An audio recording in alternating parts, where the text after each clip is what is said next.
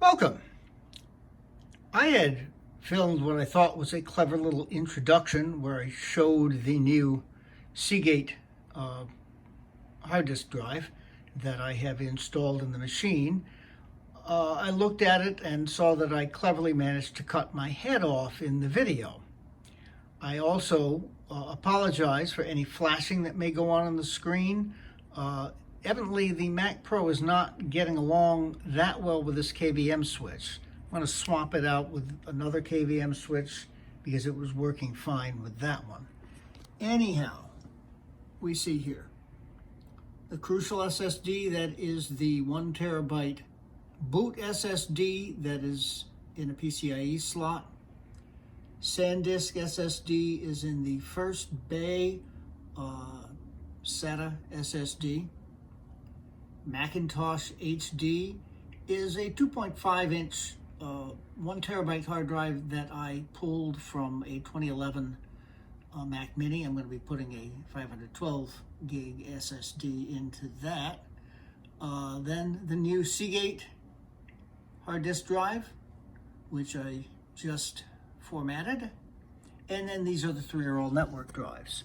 So if we take a quick look at about this Mac, all of this has remained the same, but looking in the storage particularly, the Crucial SSD, Macintosh HD, SanDisk SSD, and the Seagate. Look at that, 8 terabytes, and it's all available. Isn't that amazing? Anyhow, I had said I would take you on a quick tour of the house and all of the various computer setups that we have. So the first thing I'm going to do is hit the button. And here we are. Quickly at about this Mac. Here we see we have a late 2012 Mac Mini with a 2.5 gigahertz dual-core Intel Core i5 and 16 gig of RAM. Here, and this is the one that I repaired the other day, if you happen to see that video. The Macintosh SSD is the boot drive, and there's a 512 gigabyte SSD in the upper bay. So we're good with this. Quite a nice little machine there. And I can, at the press of a button, go from Catalina on the Mac Mini to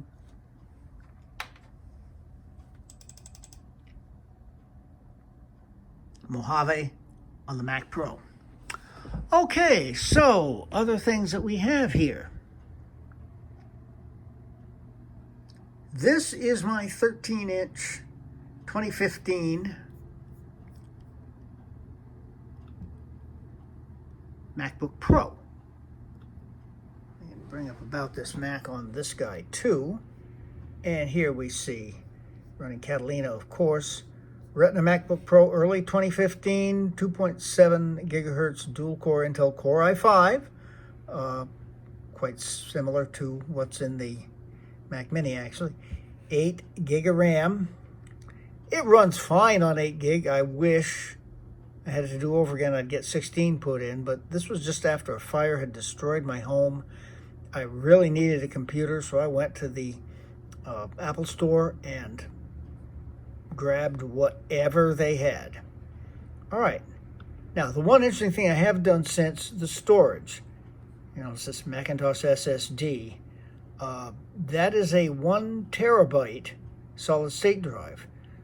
While you can't upgrade RAM on these things, you can upgrade the storage very, very easily. And I certainly did that with this.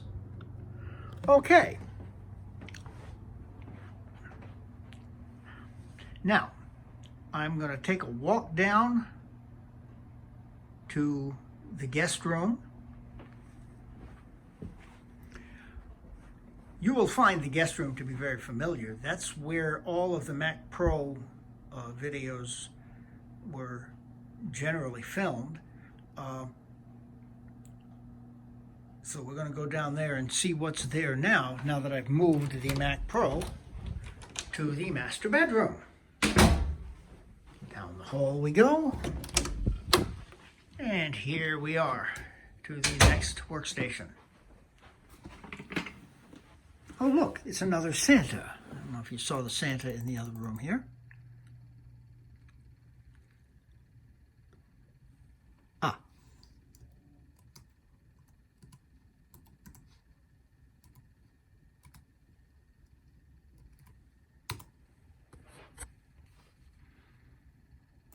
All right.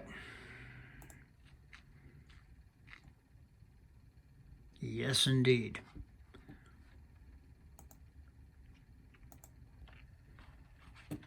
So we have here a 2018 Mac Mini 3.6 gigahertz quad-core Intel Core i3. I wouldn't mind having that to do over again. I would have gotten something more advanced than the i3. 16 gig of memory. I would have gotten 8. I did not realize when I bought this, I got it just after they came out. I had just assumed that the RAM was going to be soldered on, similar to the 2014 Mac Mini. Never assume, as the saying goes. And then you've got the startup disk. We'll take a look at the storage. Here's the other one that I really, really wish I had done differently. You know, 128 gig SSD. I didn't realize how much I would end up using this machine, but there it is. I have made up for that some with a 512 gig Samsung Thunderbolt SSD, which is, doing a very, very good job. And also just to have a maximum amount of storage here. The Mini Pro is a 4 terabyte USB 3.1 drive. I'm going to have to do some cleanup with that. Look at all of that other storage, but we'll deal with that. All right. Now, this one is on a KVM as well. I do hope that I have booted up that other machine, and I have. So again, click of a button, I can go to Mojave. And on this one, looking at about this Mac, I see another late 2012, again with a 2.5 gigahertz Intel Core i5, 16 gig of RAM, because you could actually upgrade these things. Looking at the storage, Macintosh SSD is a SATA SSD, 1 terabyte. And then the Macintosh HD, that's the hard disk drive, a 500 gig hard disk drive that came with the machine. It happened to have Catalina installed on it, so I have just left it there. I will eventually wipe it clean, I'm sure. So that shows us what we have available here in the upstairs. Next, I'll be heading downstairs to the dining room, and you can see the computers that are available there. So for you, it will be less than a second. Okay, here we are in the dining room. And here we have the computers that really started it all. First of all,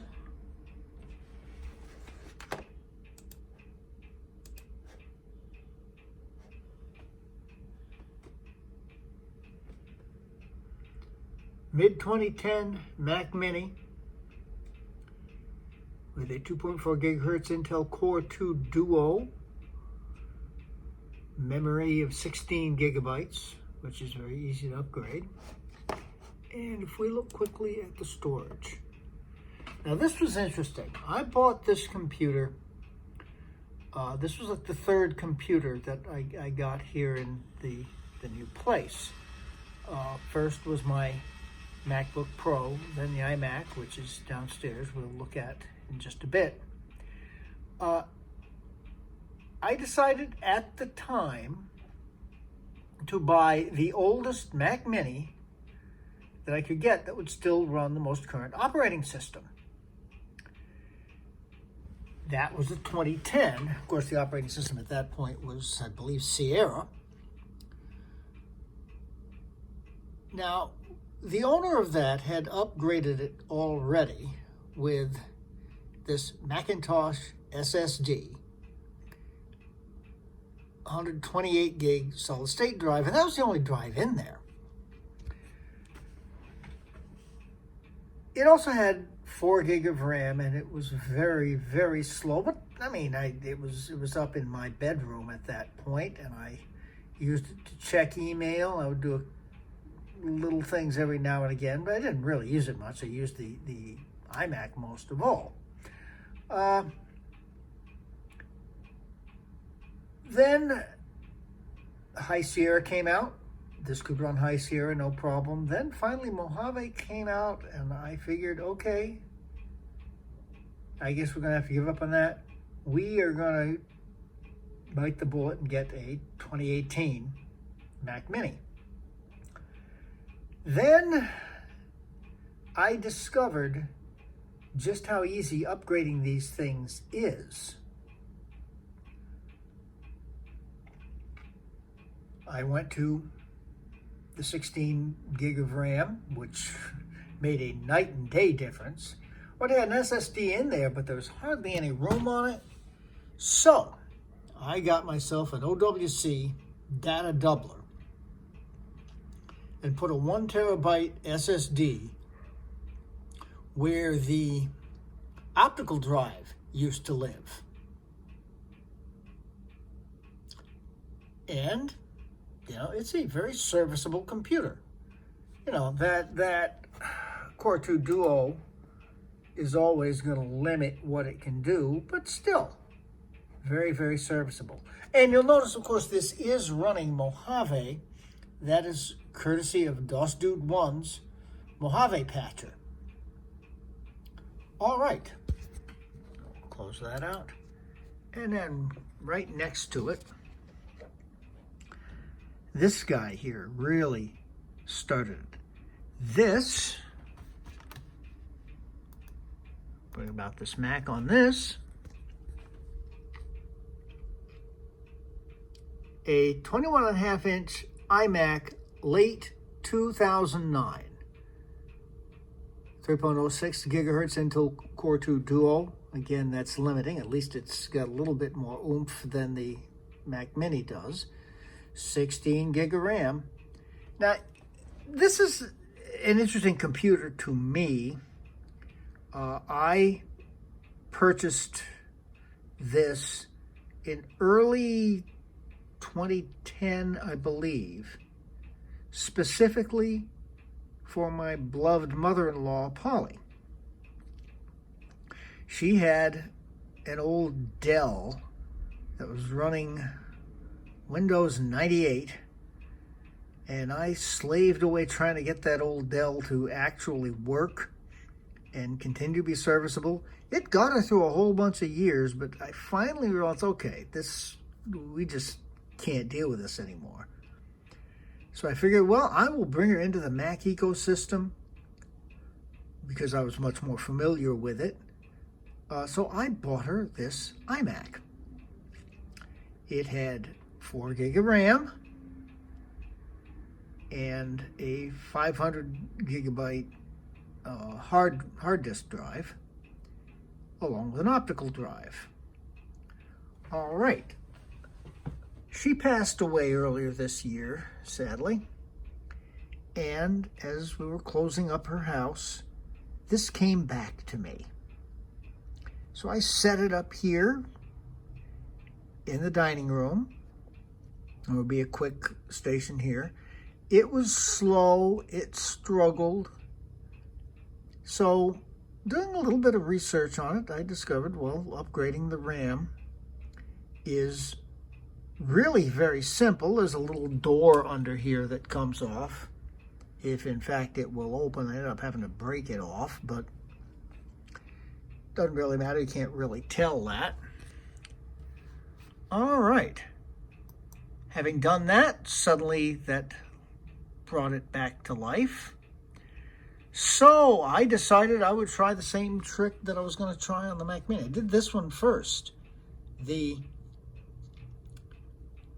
is no longer an optical drive in this machine. I replaced it with the Macintosh SSD. That is in fact an OWC SSD. Interesting thing, you actually get the screen off with suction cups on this. I've got two of them that attach to the screen. You pull that off. It's held on by magnets. Kind of a pain, and you got to get the display off, and et cetera, et cetera, et cetera. Real pain there. But I did that, and by golly, this is not a machine I would want to use as my principal machine, but for your basic light computing tasks, it's absolutely fine, as is the Mac Mini. Now, there is consistency here. There is a KVM switch. And we hit the button, and lo and behold, Catalina. How about this Mac on this guy? Here we have a 2011 Mac Mini with a 2.5 gigahertz dual-core Intel Core i5. So that's a pretty good jump of processor. Again, 16 gigabyte RAM. Note the speed, 1600 megahertz. That is faster than the RAM that's in the 2010. And again, SSD. Let's take a look at the storage on this. These computers came with a hard disk drive, 360 or 500, I forget exactly which. In the lower drive bay, and the upper drive bay was empty. There was no optical drive ever on these machines. So what I did was to replace that hard disk drive with a 1 terabyte SATA SSD. And since that lower bay was there, I put a SATA SSD in the, well, actually upper bay. I think it is lower bay because when you work on them, they're upside down. So, working very, very, very well. Very pleased with that. Now, Mac Mini world here, you know, so there's a couple of other minis here. There is a 2010 Mac Mini. You can tell that by the slot for the optical drive. Underneath it, that is the 2011 Mac Mini from which I pulled the 1 terabyte hard disk drive that now is sitting in the Mac Pro. It had a clean install of High Sierra on it, which for the 2011 is the Mac's operating system. I've got this 2011, of course, on Catalina. Once again, thank God for Colin, aka DOS Dude 1, a truly mind-boggling body of work that he has in keeping older Macs up to date with operating systems. It's a tremendous service. Okay, so those are the three computers that we have here. Since I've talked about Poly and equipment, when I got Poly that iMac, I also got our time capsule, so the iMac would be backed up. You notice the network drives that are running really on all of the machines. The hard drive that is in this time capsule is one of those. I don't use it for backup. There's too many machines here to back up to that. I have a Promise Technologies Apollo 8 terabyte that I back up to regularly. And since we're here, it is beginning to look a lot like Christmas. All right, we have one more stop before we're done with this. That would be downstairs in what you might think of as an office, but I lovingly refer to as the Banjo Cave. So I'm going to teleport myself down there. And poof, here we are. Oh, look, it's Santa again. He's everywhere. All right. And here we have a little about this Mac.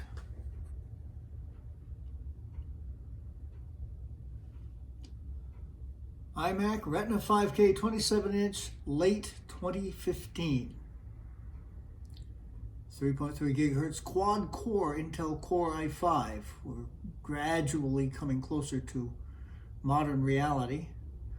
Memory, exactly what's running in the Mac Minis.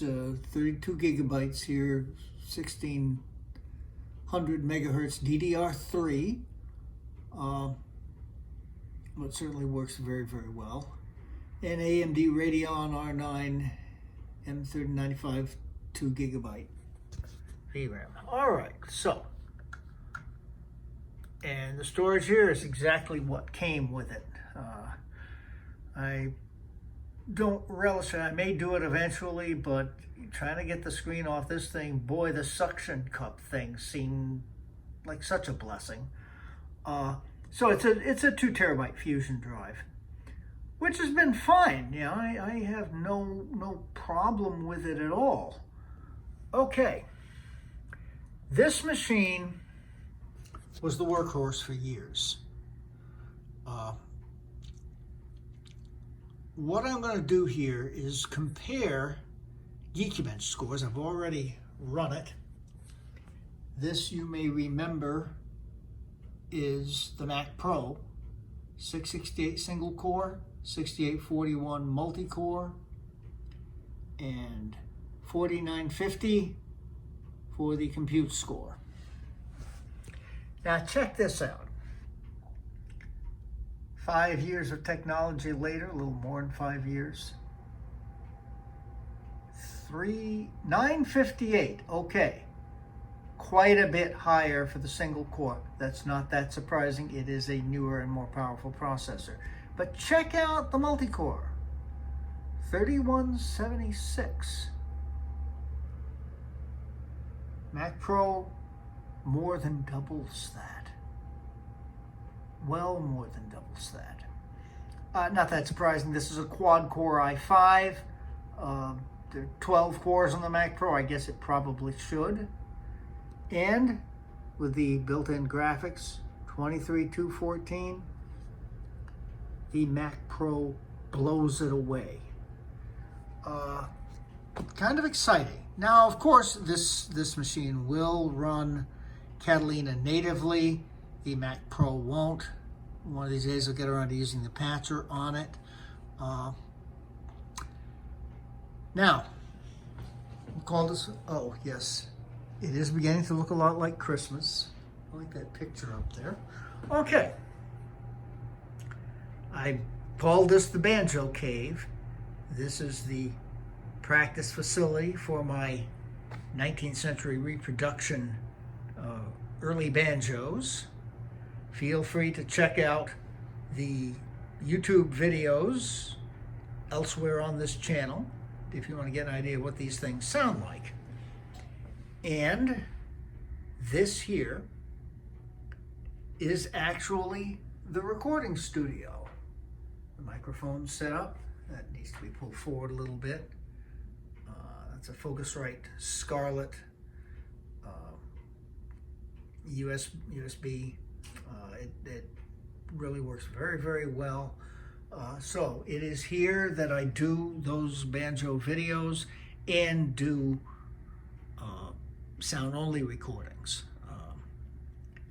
Now, I've always done that with the iMac. It would probably make sense, particularly see these Geekbench scores, to make a change, bring the iMac up, so it becomes the bedroom computer, and the Mac Pro down here.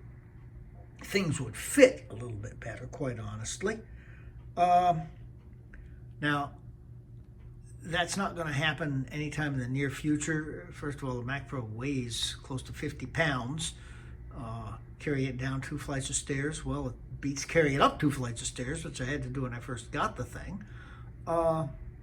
And you know, the iMac itself is not light, and 27-inch iMac.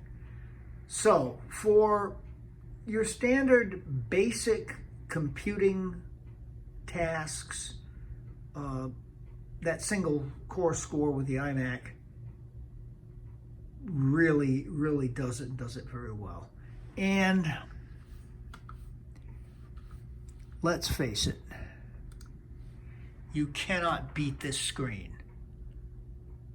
5K Retina, there is simply nothing around better than that.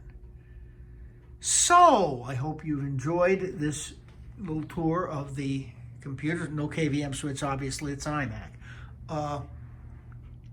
Cool tree, isn't it? All right. So I hope you've enjoyed this little tour of the computer workstations that I have here available. It will probably be a little while before I do another video. Certainly, I would suspect it'll be after the new year, but we will get to it. So enjoy, and Merry Christmas.